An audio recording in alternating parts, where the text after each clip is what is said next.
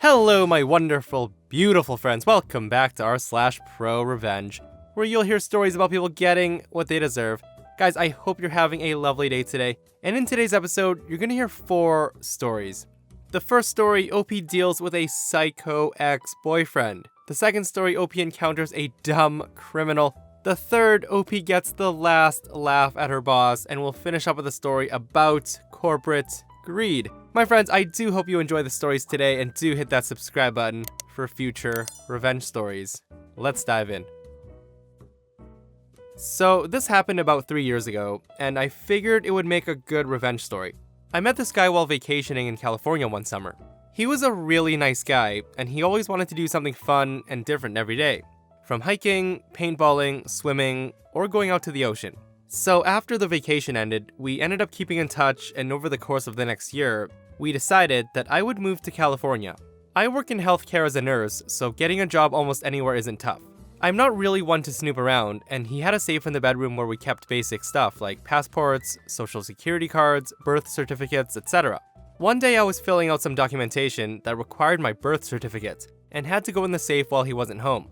I found my certificate easily, but next to it was one with an entirely different name and date of birth than what his was. So I asked him about it, and he got super defensive and yelled at me for snooping. I still wanted to know what the heck that was, and based on his reaction and the fact that I moved to a different state to be with him, I deserved to know if he was hiding anything. So a few days later, he finally tells me the truth. He used to be married and had twins. Now, this caught me off guard because normally you'd tell the person you're dating if you had kids. Having and hiding the kids doesn't bother me as much as him using a different name than what his real name is. So he decides that this is the time to be totally honest with me. He tells me he doesn't want to pay child support or alimony because she was cheating on him. But he couldn't prove it in court, and he believed the kids weren't even his. He explained to me that because he was escaping all this stuff, he simply started using his old friend's name. So now, so many red flags are now flying. Why did he have his friend's birth certificate and social security number? He never did answer that question. And then comes the kicker. He decides to admit that he's been cheating on me ever since I moved out here to California. He thought it was a great time to just spill the beans, since we're, quote, being honest. So I moved out that very night to sleep on another nurse's couch. However, he refused to leave me alone and eventually started to stalk me and threatened to smash my face in. Big mistake. I was just gonna move on with my life, but stalking and making those kinds of threats, that's not cool, and you just admitted to skipping out on child support, alimony, court orders, and identity theft. I started to do some research and found public records of his divorce and tracked down his ex-wife on Facebook. I sent her a message, and she confirms from the pictures that it's him, and she was really interested in knowing where he was. It turns out, not only had he skipped out on child support and alimony, but he also stole her car years ago when he left and opened several credit cards in her name before he decided to leave town, and he was wanted for all of that. 2 months later, he was arrested and began proceedings to get him transported back to his home state. He did call me from jail for about a week after, but I refused to pay for his calls. He then had his attorney contact me, and I told his attorney that if he ever contacted me again, I'd call the cops for harassment. I later found out that he was sentenced to 6 years for credit cards, motor vehicle theft, theft of a firearm, and several contempt of court charges. I kept in contact with the ex for a little bit, and she was thankful they finally found him. So yeah, don't threaten to smash someone's face in for breaking up with you if you're committing identity theft and are on the run from child support. Guys, it sounds to me like OP dodged a bullet. The guy seems a little bit crazy if you ask me. He literally admits to using his old friend's name and had his birth certificate and social security number as well. It's definitely a good thing that he's locked up, and I'm guessing OP might have been his next target. This took place around Halloween 2012. It was around 2 a.m., and I had just arrived back home from a neighborhood party. As I walked towards my house and the porch light came on, I couldn't help but notice that the left side of my car was completely covered in egg. All over the window, all over the door, all down the front windshield and underneath the window wipers. Now, I was pretty pissed, but it was Halloween after all, and I had just gotten unlucky. I grabbed some paper towel from the house and proceeded to spend 15 minutes trying to get that egg off of my car in the dark. After thinking I'd finally succeeded, I decided to sit in the car with a cigarette on the driveway and call my friend. And this is where it begins. As I sat there, I could see through the rearview mirror a car going past my house, slowing down, turning around, and driving past again. It must have happened about 4 to 5 times. I thought, what if these were the people who egged my car? I explained to my friend that I needed to go. I put the phone down and continued to watch the car acting really strangely on the road out front, until it finally stopped 2 meters in front of my driveway. The engine went off, and through the darkness, I could make out a tall, hooded figure slowly depart from the crapmobile and walk up to the rear of my car. He was checking around him and looking in the direction of the house before he crouched down behind my car and went out of sight. Was this the guy who had vandalized my car? What's he up to now? Without hesitation, I launched myself out of the driver's seat and charged around the side of my driveway.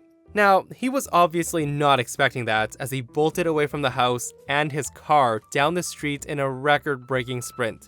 I looked down and saw 2 massive fireworks stuffed into my car's exhaust, which he was about to light while I sat in my car. By this time, he was well out of sight, so I walked up to his car. He had left the window down on the driver's side. I put my head through, and to my surprise, his car keys were still in the ignition. I quickly yanked them out and walked back to my house. I had now taken his car as prisoner on my driveway.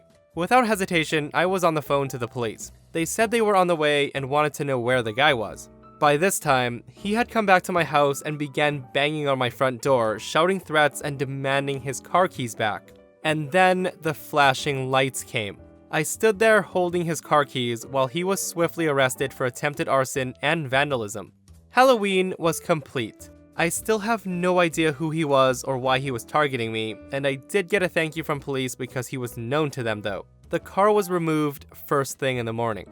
What a sweet, sweet revenge, my friends. You play dumb games, you win dumb prizes. It was so satisfying hearing that the idiot actually came back expecting OP to give him his car keys back, only to be arrested and charged. Guys, the only thing that would have been more satisfying than this, at least to me, is if OP grabbed him before he sprinted out of there and gave him a good old left and right.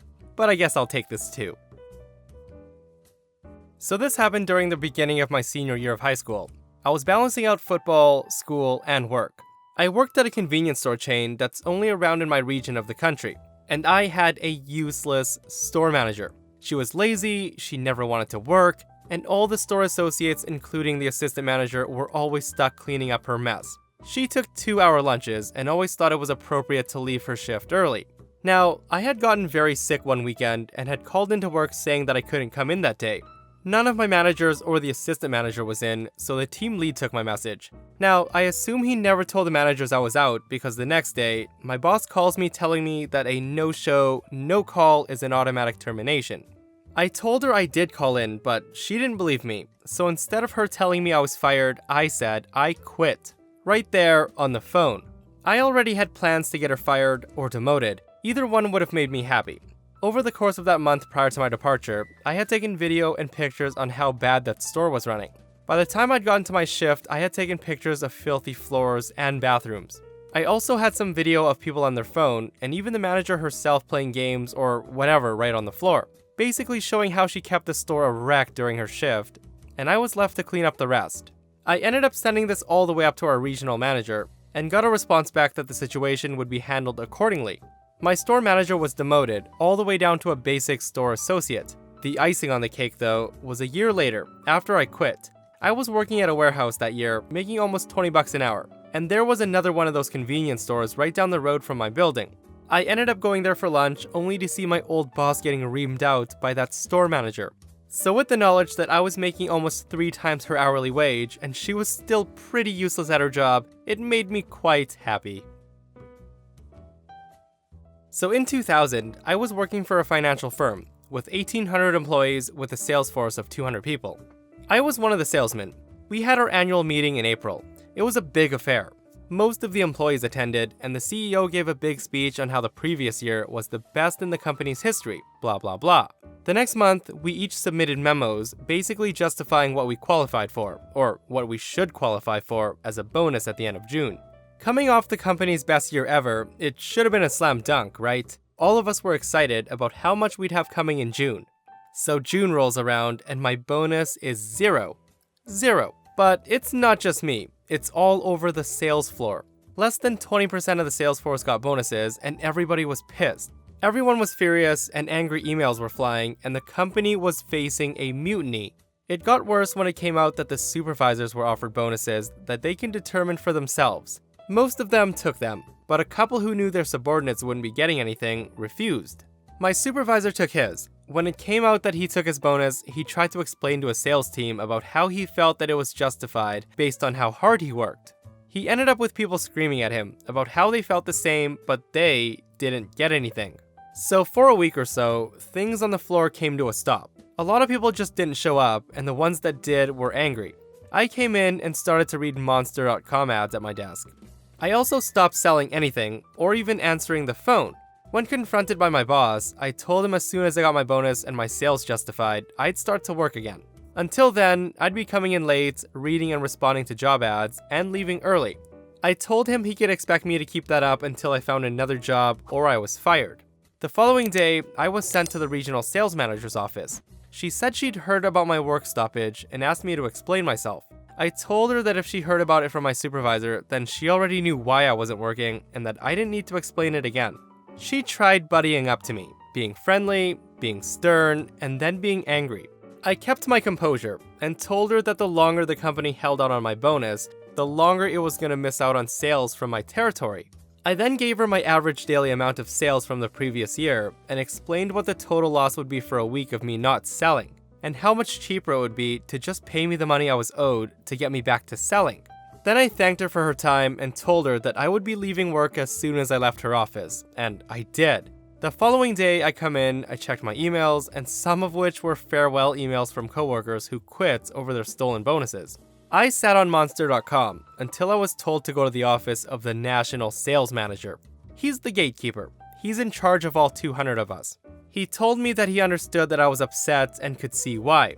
I asked him if withholding the bonuses from 80% of his sales force was his idea or someone else's, and he did not answer. He did tell me that I would be getting a check on Monday, and if I could please go back to work now. I told him I'd be going back to my desk, but work wouldn't start until the check was in my hand. The next day, an email went out to the entire sales force. Manager had taken a look at the numbers, reevaluated the financials, and determined that June bonuses would be issued shortly. The email also apologized for the delay, and reminded us that as salesmen, we were the core of the company and our hard work was appreciated. I also received another email, this time from the National Sales Manager, who told me that while bonuses were scheduled for Monday, he would be walking my check to my desk the following day. The following day, I showed up, sat down, and shortly afterwards, the National Sales Manager walked up and handed me my bonus check. I thanked him and handed him my resignation effective immediately. In my resignation letter, I requested that a check from my unused vacation time be given to me before I left the building. When he finished reading it, I told him I'd clean out my desk while I waited for the vacation check. While I was doing that, one of my coworkers also resigned, effective immediately. We were walked out at the same time, and ended up getting drunk at the bar across the street. I learned later from coworkers that remained that even though the company was issued bonuses, they lost about 20% of the sales force in the following 2 months. Most of them were bringing in big sales. Oof, you gotta love corporate greed, my friends. I'd like to think their sales suffered by losing those big players, but most likely not. And that, my friends, brings us to another end of our /ProRevenge. Guys, if you enjoyed the stories today, do hit that thumbs up. And if you missed the last episode, a sleazy boss decides to stalk an employee and learns a lesson he'll never forget. Guys, check it out if you haven't, and I'll see you guys in the next one. I love you.